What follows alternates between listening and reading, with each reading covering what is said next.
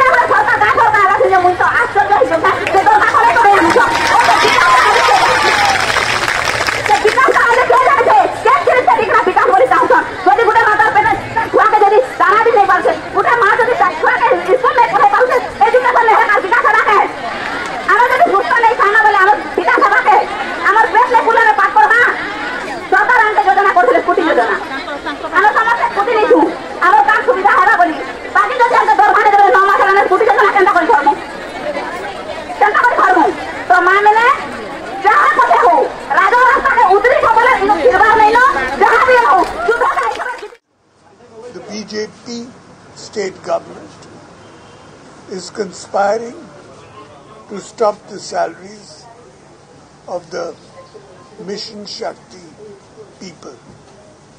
I strongly condemn this. As all of you know, there are more than 70 lakh women in the Mission Shakti movement. This is very, very bad. I strongly condemn it.